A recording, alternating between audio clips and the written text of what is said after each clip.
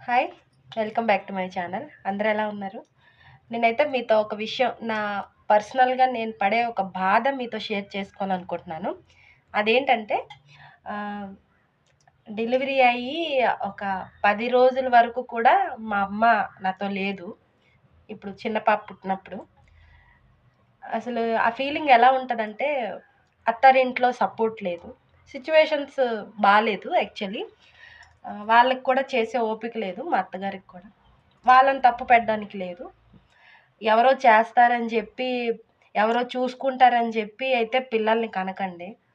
ఎందుకు చెప్తున్నానంటే డెలివరీ అయిన తర్వాత మనకి హస్బెండ్ తప్ప ఇంకెవ్వరు రెస్పాన్సిబిలిటీగా హెల్ప్ చేయాల్సిన అవసరం లేదు.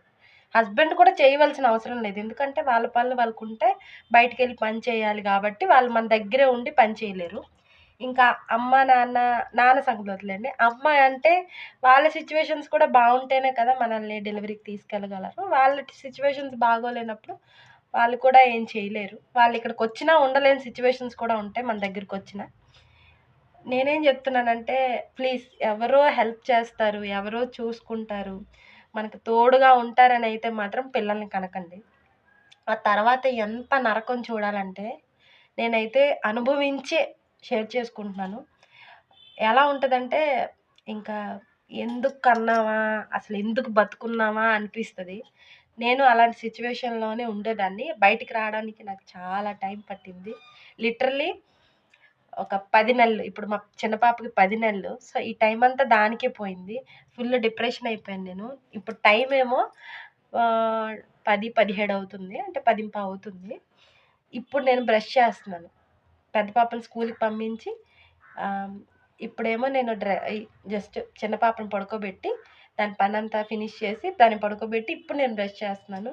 నాకెంత ఆకలేస్తుందంటే నేనింక మాటల్లో చెప్పలేను. అంటే అలా ఉంటదమాట. ఎవరో చేస్తారు, ఎవరో చూసుకుంటారని జెప్పి మీరు పిల్లల్ని కనకండి. మీరు ఓన్‌గా మీరు చేసుకోగలరు. ఎంత పనైనా చేసుకోగలరు. చంటి బిడ్డతో ఏ పనైనా చేసుకోగలం, చూసుకోగలం అన్నప్పుడే మీరు డెసిషన్ తీసుకొని పిల్లల్ని కనండి. ఎవరి మీద ఆధారపడకండి. సో, ఫస్ట్ టైమ్ నన్ను చూస్తున్నట్టయితే నా పేరు లీల.